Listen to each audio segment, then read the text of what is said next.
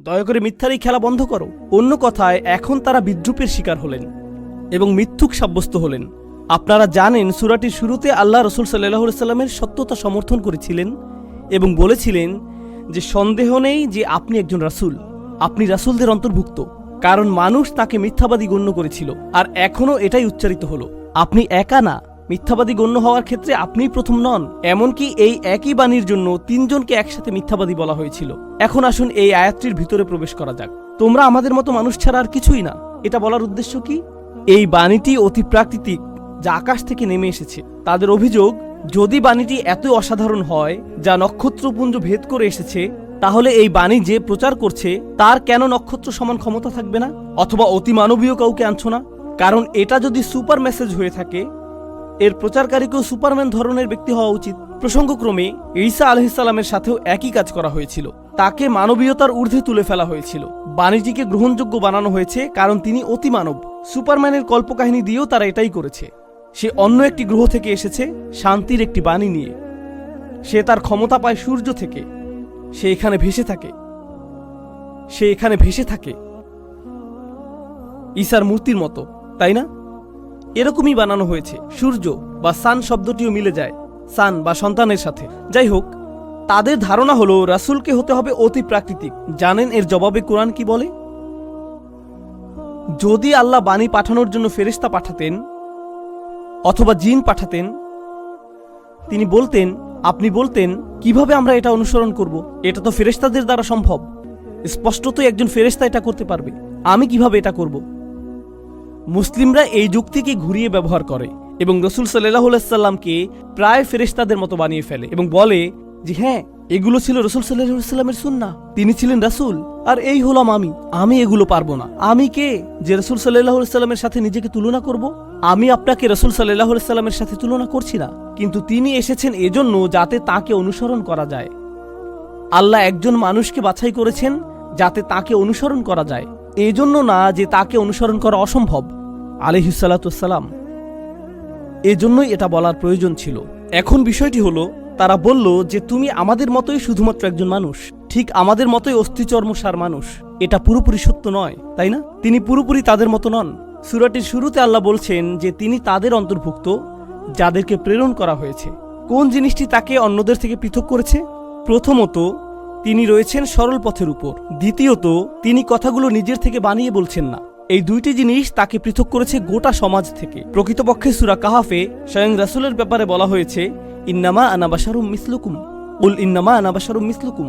তাদেরকে বলুন যে আমি তোমাদের মতোই মানুষ, কিন্তু একটি পার্থক্য রয়েছে, ইউহা ইলাইয়া, আমার কাছে ওহী আসে। একটি পার্থক্য রয়েছে, তারা সেই পার্থক্য স্বীকার করতে আগ্রহী নয়। এখন আমি চাই আপনারা অনুধাবন করুন যে আগের আয়াতটিতে আল্লাহ বলছেন ফাআজ্জাজনা বিসালিসিন। আজ্জাজনা আপনাদেরকে আল্লাহর কোন নামটির কথা স্মরণ করিয়ে দেয়? যখন আপনি আজিজ শব্দটি স্মরণ করেন তখন কোন আয়াতটির কথা মনে আসে? তানজিলাল আজিজির রহিম। এই আয়াতটিতে আল্লাহর কয়টি নাম রয়েছে? 2টি, আল আজিজ আর রহিম। ওমা আনজালার রহমানু মিন শাই, কোন নামটি চলে আসলো? আর রহমান। এটি কোন নামের সাথে সম্পর্কিত? তানজিল আল আজিজির রহিমকেই এই ঘটনার মধ্যে পুনরায় নিয়ে আসছেন। তিনি ধারণাগুলোকে বারবার শানিত করছেন, তিনি এটাকে পুনর্নির্মাণ করেছেন। তো এখন তারা বলছে আর রহমান মোটেও কোনো কিছু নাজিল করেননি। কেন তারা এমনটি বলল? কেন তারা বলল আর রহমান কিছু নাজিল করেননি? কেন বলল না যে আল্লাহ কিছু নাজিল করেননি? কেন তারা বলল যে অবিশ্বাস্য রকম করুণাময় সত্তা কিছু নাজিল করেননি? এই সত্তাকে তোমরা বলছো আর রহমান, তিনি এমন কি নাজিল করেছেন? এটাই করুণার নমুনা। তাদের কাছে এটা একটা উপহাস। তো তারা আর রহমানকে নিয়ে উপহাস করছে। ওমা আনজালার রহমানু মিন শাই ইন আনতুম ইল্লা তাকযিবুন, তোমরা শুধুমাত্র মিথ্যাই বলছো। সম্ভবত 14 আয়াত না 15 আয়াত। এখন এখানে এই 15 আয়াতের শেষে যে বিষয়টি আমি উল্লেখ করতে চাই তা হলো আমাদের বসদের সম্পর্কে। আমি বসদেরকে ঘৃণা করি, আপনারাও বসদেরকে ঘৃণা করেন। আমাকে বলতে হবে না, আমি জানি কি করতে হবে। এটা বলে দেয়াকে মানব জাতি পছন্দ করে না। আমি এটা পছন্দ করি না যখন 3য় শ্রেণীতে শিক্ষক আমাকে বাড়ির কাজ প্রদান করেন। আমি এটা পছন্দ করি না। আমি এটা পছন্দ করি না যখন পুলিশ আমাকে গাড়ি থামাতে বলে। আমি এটা পছন্দ করি না যখন সরকার আমাকে কর প্রদান করতে বলে, যখন জেলা প্রশাসন আমাকে সম্পদের কর প্রদান করতে বলে। থু, আমি এটা পছন্দ করি না। যখন ডাক্তার নিয়ম করে ওষুধ সেবন করতে বলেন, আমি এটা পছন্দ করি না। আমি এটা কোথাও পছন্দ করি না। আমি এটাও পছন্দ করি না যখন বিমানবালা বিমানে সিট বেল্ট পরতে বলেন অথবা ট্রে টেবিল উঠিয়ে রাখতে বলেন। আপনি নিজে উঠিয়ে রাখুন। আমরা এটা বলা পছন্দ করি না যে কি করতে হবে। আমরা এটা পছন্দ করি না। মানুষ বলে, আপনি আমাকে বলার কি? আপনি তো আমার মতোই একজন মানুষ। এমনকি ছোট বিষয়েও ভাই বোনের মধ্যে আমাকে ওটা দিতে পারবে? আমাকে ওটা দিতে পারবে? নিজে নিয়ে নাও, তুমি এখানে বস না। এভাবে এটা শুরু হয়ে যায়। এটা মানব প্রকৃতির অংশ যে আমরা কর্তৃত্ব পছন্দ করি না। এটা মুসলিম অমুসলিমের সাথে সম্পর্কিত না, এটা মানুষের স্বভাব। ধরুন ছেলেরা বাস্কেটবল খেলছে, কেউ এসে বলল, খেলা শেষ, সময় নেই, মনে চাইছে ধরে একটা বাড়ি দেই। সেই চাচা বিরক্তিকর হয়ে ওঠেন।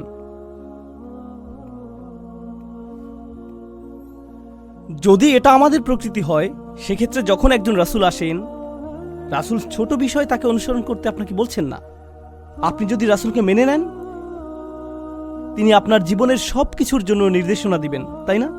তিনি আপনাকে বলবেন কিভাবে ঘুমাতে হবে, কিভাবে জেগে উঠতে হবে, কি বলতে হবে, কি বলতে হবে না, কখন প্রার্থনা করতে হবে, কখন প্রার্থনা করতে হবে না, কি করতে হবে, কি করতে হবে না, কিভাবে বিয়ে করতে হবে, কিভাবে বিচ্ছেদ করতে হবে, কি করতে হবে যখন আপনি জীবিত, কি করতে হবে যখন আপনি মৃত, কিভাবে আপনাকে সমাধিস্থ করতে হবে, আপনার পূর্বপুরুষদের সম্পর্কে আপনার চিন্তা কেমন হবে।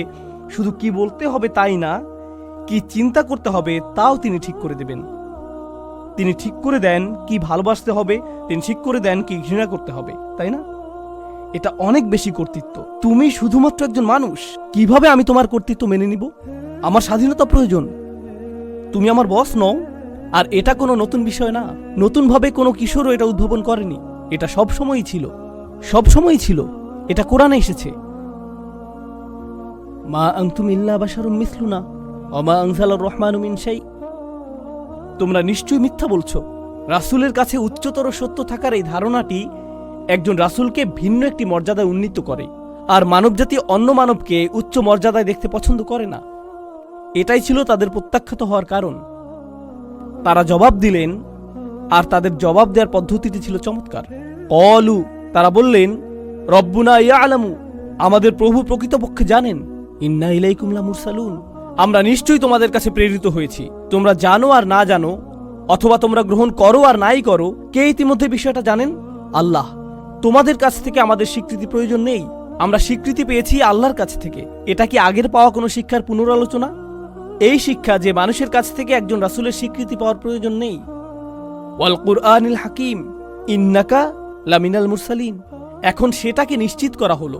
এই রাসূলগণ জানতেন যে স্বীকৃতি আসে আল্লাহর পক্ষ থেকে। এই পুনরাবৃত্তিটি আমাদের রাসূল সাল্লাল্লাহু আলাইহি সাল্লামের জন্য। আর প্রসঙ্গক্রমে এখন ইতোমধ্যেই তাদেরকে প্রত্যাখ্যান করা হলো। তাদেরকে বলা হলো যে তোমরা হলে মিথ্যুক। তো দ্বিতীয়বার তারা এই জবাব দিলেন, ইন্না ইলাইকুম লামুরসালুন। আয়াতাংশটি চলে আসলো। এটা কি একটা শিশুর চিৎকার? ও, এখন থেমে গেছে। ও, একটা ছোট বাচ্চা। ছোট বাচ্চারা কিউট হয়। ইন্না ইলাইকুম, ছোট বাচ্চারা কিউট হয়। আমি জানি এরকম বলাটা ঠিক না, কিন্তু আমার 6টি বাচ্চা আছে, আমি এটা বলতে পারি। কোনো কোনো বাচ্চা দেখতে 90 বছরের বৃদ্ধের মতো হয়ে থাকে। অভদ্রতা যাতে না হয় সেজন্য আপনাকে মাশাআল্লাহ বলতে হয়। আমার এই কথায় শিশুটি কষ্ট পেয়ে গেল। এছাড়া অন্য বাচ্চারা আসলেই কিউট হয়ে থাকে। আমার ছোট সন্তানটি, আমি আমার স্ত্রীকে জিজ্ঞেস করলাম, এটা এমন অসুন্দর কেন?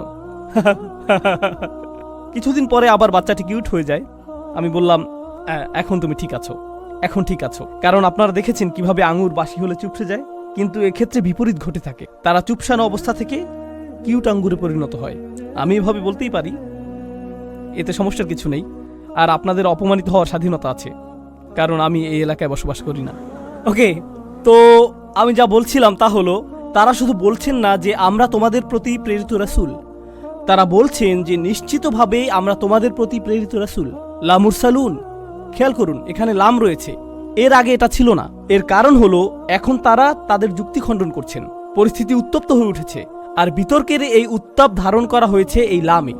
ওমা আলাইনা ইল্লাল বালাগুল মুবিন, স্পষ্টভাবে পৌঁছে দেয়া ছাড়া আমাদের উপর আর কোনো দায়িত্ব নেই। রাসূলগণ বলছেন স্পষ্টভাবে পৌঁছে দেয়া ছাড়া আমাদের কাঁধে আর কোনো দায়িত্ব নেই। এখন এটা দ্বারা কি বোঝাচ্ছে? এর অর্থ তাদের একটিমাত্রই কাজ আছে, আর তা হলো বাণী পৌঁছে দেয়া, সরল পথে স্থির থেকে এমন বিষয় বলা যার ফলে কেউ কেউ মনে আঘাত পেতে পারে, কিন্তু তারপরেও বলে যাওয়া, যদিও এটা তাদেরকে আরো বেশি বিপদাপন্ন করে তুলতে পারে। তাদেরকে এতেই স্থির থাকতে হবে, কারণ এটাই তাদের কাজ, আর তারা এই বাণী থেকে বিচ্যুত হতে পারবেন না। আলা সিরাতিম মুস্তাকিম। লক্ষ্য করেছেন কিভাবে কোরআন সম্পর্কযুক্ত, কিভাবে এটা নিজের ধারণাগুলোতেই ফিরে আসছে, কিভাবে এটা নিজেকে সত্যায়িত করছে। আল্লাহ প্রথমে বলছেন যে কোরআন হলো সুবিন্যস্ত। এই বিষয়টাও এখন আমি আপনাদেরকে দেখাতে চাই, কিভাবে এই ধারণাগুলো একে অপরকে জোরালো করে চলছে এবং একে অপরের উপর ভিত্তি করে প্রতিষ্ঠিত হচ্ছে। তো এখন পরের বিষয়টি হলো লা আলাইকুম হিসাবুনা ফামা নাকিফ। আমাদের উপর তোমাদের কর্তৃত্ব নেই, আমরা থামবো না, আমাদের উপর কর্তব্য রয়েছে, আমাদের উপরে দায়িত্ব রয়েছে এই বাণী পরিষ্কারভাবে পৌঁছে দেওয়ার। এই দায়িত্ব কোথা থেকে এসেছে?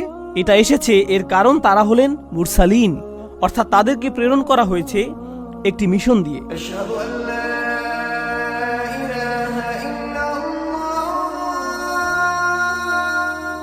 এখন অবশেষে দুইটি শব্দ, বালাগ এবং মুবিন। আমি চাই আপনারা যাতে এই শব্দ দুটি কিছুটা গভীরে গিয়ে বুঝতে পারেন। আরবিতে বালাগ অর্থ হলো পৌঁছানো।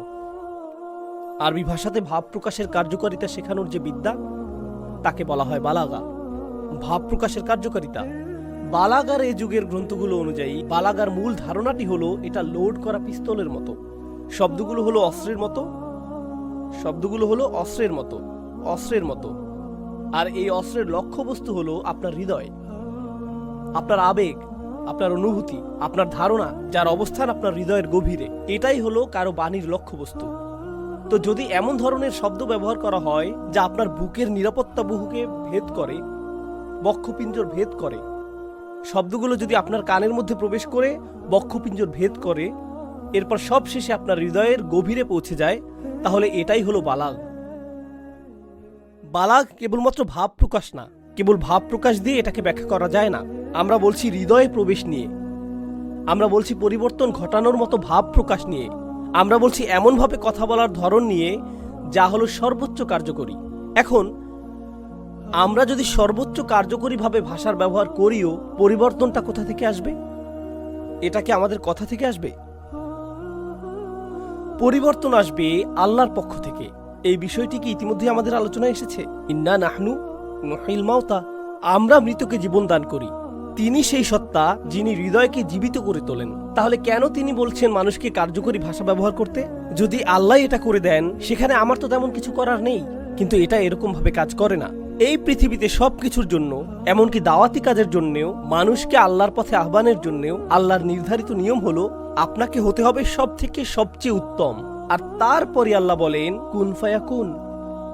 আল্লাহ বিনামূল্যে কুন ফায়াকুন প্রদান করেন না। আপনাকে আপনার সর্বোচ্চটা দিতে হবে, এরপরে তিনি আপনাকে ফলাফল দিবেন। আপনি যদি সর্বোচ্চটা না দেন, তিনি আপনাকে ফলাফল প্রদানে অস্বীকৃতি জানাবেন। অন্য কথায়, ফলাফল এজন্য আসে না যে আমি সব থেকে উত্তম অথবা আমি সর্বোত্তম হওয়ার চেষ্টা করছি, বরং আল্লাহর পক্ষ থেকে ফলাফল আসে কারণ তিনি মনে করেন যে আমি এর জন্য যোগ্য, আমার প্রচেষ্টার ফল হিসেবে। এক্ষেত্রে পরিষ্কার কার্যকর ভাব প্রকাশটা জরুরি। তবে রাসূল সাল্লাল্লাহু আলাইহি সাল্লামের জন্য এটা উদ্বেগের বিষয় ছিল না, কারণ তাকে আসলে নিজ থেকে কোনো শব্দ উদ্ভাবন করতে হয়নি। এর জন্য যত শব্দ তার প্রয়োজন ছিল তা কি? কোরআন। বালাগ ফাহাল ইউহলাকু ইল্লাল কওমুল ফাসিকুন। কোরআন নিজেই বালাগ। তো এটা শুধুমাত্র বালাগ নয়, কোরআন এসেছে অমা আলাইনা ইল্লাল বালাগুল মুবিন। মুবিন শব্দটি অথবা আবানা শব্দটির অর্থ পৃথক করা। আমরা তোমাদের কাছে এমনভাবে এই বাণী পৌঁছে দেব যা শুধু তোমাদের আবেগ অনুভূতিতে আবেদন তৈরি করে এবং প্রভাব বিস্তার করেই ক্ষান্ত হবে না, বরং এই বাণী সত্যকে মিথ্যা থেকে পৃথক করে দিবে।